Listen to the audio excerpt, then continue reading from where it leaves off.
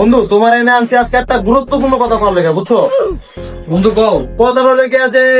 এই যে শীত তো আয়া পড়ছে প্রায়, হ্যাঁ এই যে এখনই বাসায় কি প্রত্যেকদিন মুলা না শুরু হয়ে যাবে। কি করা যায় এখন তোমার? এখন এই যে মুলা যে আমার খাইতে হয় বাধ্য হয়, এই জিনিসটা খুব খারাপ না? তাহলে তুমি বন্ধু আমার বাসায় খাও ফুলকপি। ফুলকপি না?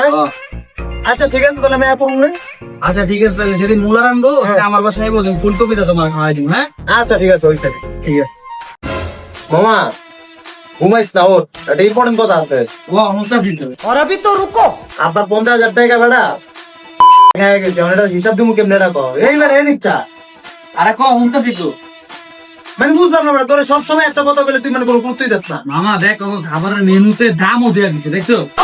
এটা কিন্তু অনেক ভালো করছো না? হ্যাঁ क्लाइमैक्स अभी बाकी ক কি জানি করেছিলি ক।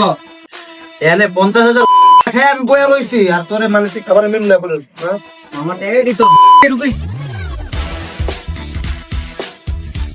তুই কি কোনোদিন কথা বলতে সিরিয়াস লবি না?